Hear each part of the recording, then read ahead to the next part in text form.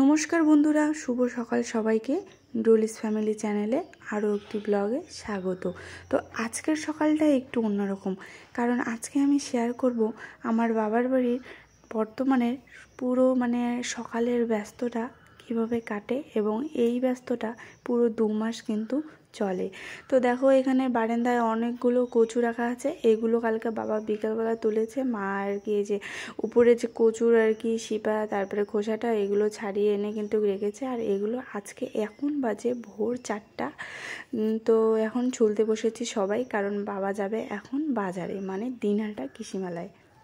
আর আজকের ওয়েদারটা এত ভালো, আর এত রৌদ্র উঠেছে, এত গরমও লাগছে বলতে পারো।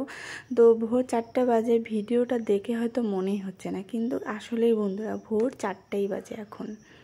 তো আমি কিছু আর কি বারান্দা থেকে নামিয়ে বাইরে বাড়িতে ছিলাচ্ছি, আর মা এখানেই আর কি বসেছে। মা এই ছোটো কচুগুলো ছিলছে, আর আমি ওখানে বড় কচুগুলো নিয়ে গেছি।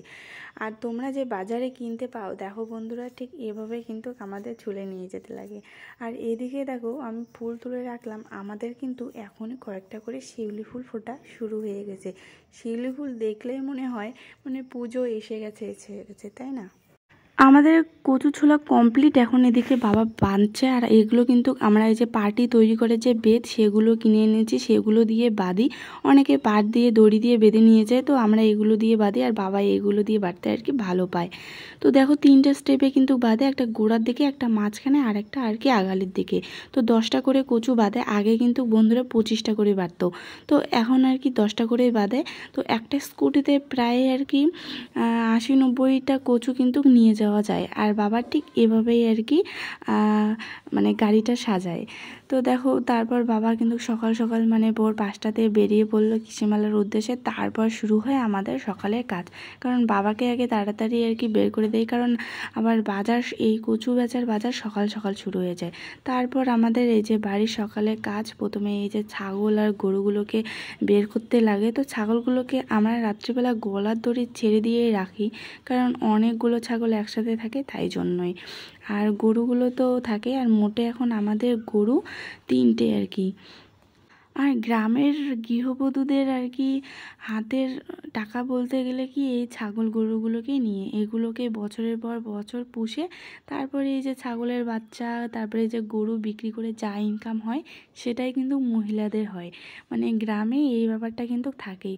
যদিও এখন আমি মাকে বলেছি, এখন বাড়িতে লোক সংখ্যা কম, এখন ছাগলগুলোকে বেচে দিতে, কিন্তু আগে অনেক ছিল, এখন তাও তো কম।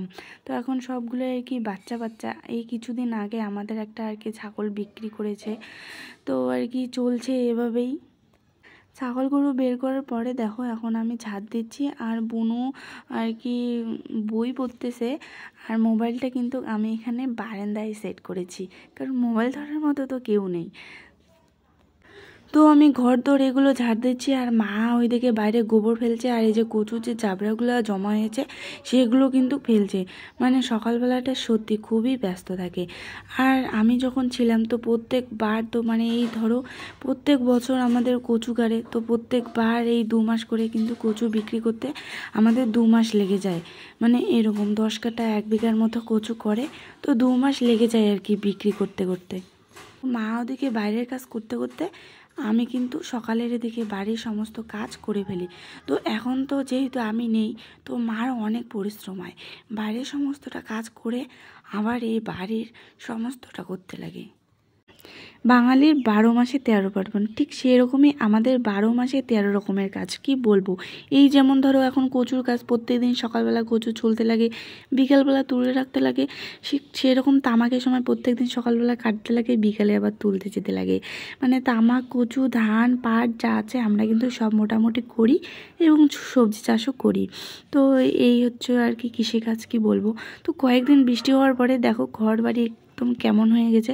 আর আজকে রৌদ্রটা এত খারাপ, কি বলবো, এত রৌদ্র উঠেছে, সত্যি ভাল লাগতেছে না আর।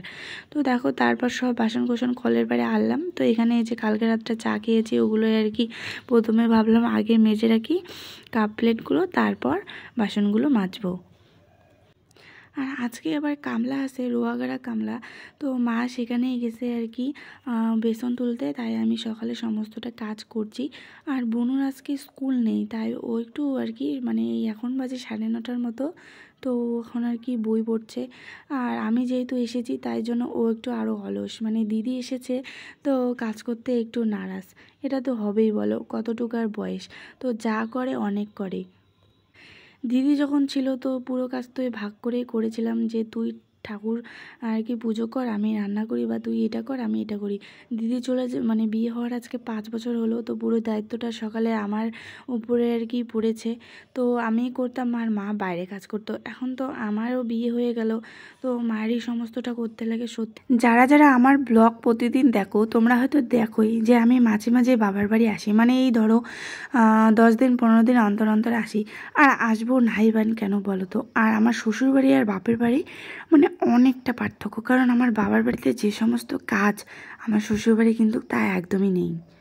আর একটা মেয়ে প্রত্যেক দিন যে সমস্ত কাজগুলো করে, সেই মেয়েটা যদি হঠাৎ করে না থাকে, তাহলে ওই মেয়েটার কাজের ভারগুলো যদি আর একজনের ঘাড়ে পড়ে, ভাবো একবার কী হারে প্রেশার তৈরি হবে। তো এই জন্য চেষ্টা করি একটু ঘন ঘন বাপের বাড়ি আসার। যেহেতু আমার শ্বশুর বাড়িতেও অত কাজকর্ম নেই বললেই ভুল, কারণ একটা সংসারে মানে যা টুকটাক কাজ থাকে, সে সংসার ছোটোই হোক আর বড়ই হোক, কাজ কিন্তু সবার একই। কিন্তু ওই যে আমার শ্বশুরবাড়ি একটু শহরে, তাই জন্য এই ধরনের কাজকর্ম কিন্তু নেই। তো আমি চেষ্টা করি একটু তাড়াতাড়ি এসে মার হেল্প করে দেওয়ার। এতে কিছু কিছু মানুষের আবার সহ্যও হয় না, কারণ বলে যে এত ঘন ঘন কেন বাপের বাড়ি যাস, হেন তেন। তো আমি তাদের কথা কানে নিই না, কারণ আমি যে আসি আমার মা বাবা খুশি হয় বা তাদের একটু হেল্প হয়, এতে আমারই অনেক ভালো লাগে। তো দেখো এখানে আমি বাবার কিছু জামা কাপড় ভিজিয়ে রেখেছি, এই যে 2 দিন আর কি রথযাত্রা, রথ ফেরানি রথ এসবের জন্য আর কি ভোগবাড়ি বাবা গিয়েছিল কীর্তনবাড়ি, তার জন্য ধুতি সব রেখে দিয়েছিল, এগুলো ধুয়ে দিচ্ছি। কালকেও ধুয়ে দিয়েছি কিছু, এই যেমন ধরো বেড কাভার মশারি এগুলো। মানে আমি বাড়ি গেলে চেষ্টা করি সব রকমের সমস্তটা কাজ করার। এখন কিন্তু সকাল আর কি 9:30টার মতো বাজে, বাবা আর কি এখনও বাজার থেকে আসেনি।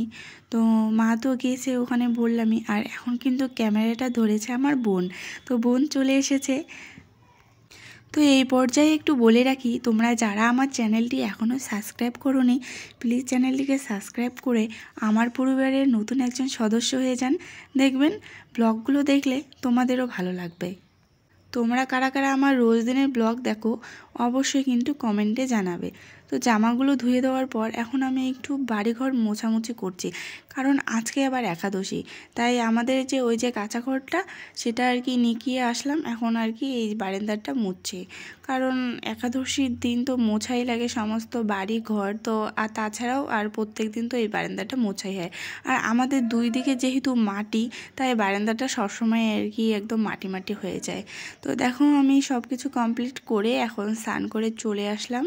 এখন একটু আর কি ঠাকুর নিকিয়ে মুছে রাখবো, কারণ আজকে একাদশী বললাম তো, বাবা এখনও বাজার থেকে আসেনি। আর একাদশীর দিন বাবা একটু ফল টল আনে, আর আমার মা বাবা একাদশীর দিন কিন্তু ফল খেয়েই থাকে।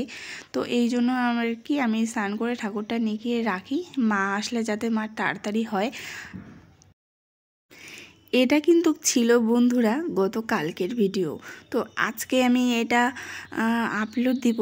তোমরা কিন্তু সবাই দেখো ভিডিওটা, আশা করি তোমাদের সবারই ভালো লাগবে। এমনি দিন আগে আমি স্নান করলে কিন্তু পুজো করি, যেহেতু আজকে একাদশী তাই আজকে মাই পুজো করবে।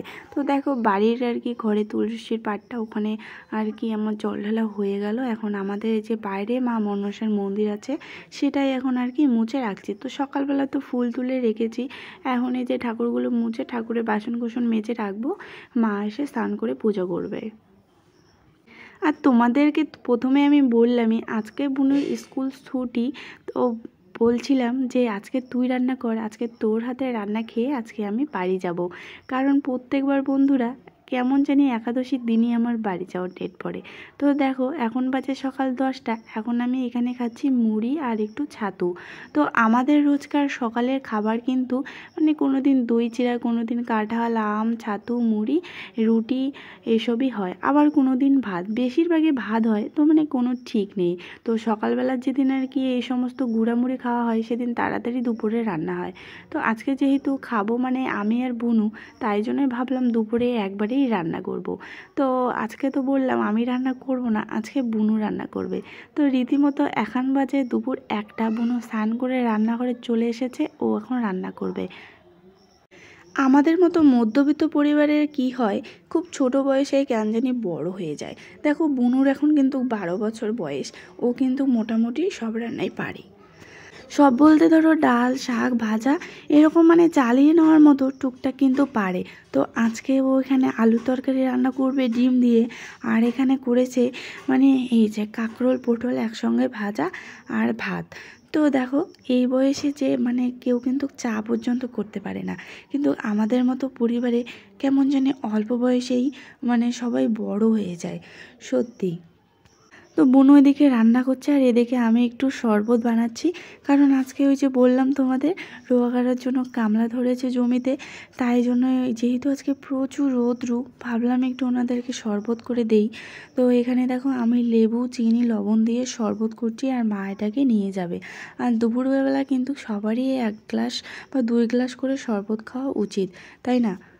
আজকে রৌদ্রটা সত্যি এত রৌদ্র, আমার আজকে একদমই ভালো লাগতেছে না, এত গরম। তো আজকে তো আমি আবার বাড়ি যাব, আর আমার বড় আসবে আমাকে নিতে। তো আজকের ভিডিওটা আমি এখানেই এন্ড করছি। দেখা হবে নতুন একটা ব্লগে। ব্লগটা কেমন লাগলো তোমাদের অবশ্যই কিন্তু কমেন্টে জানাবেন। টাটা সবাইকে।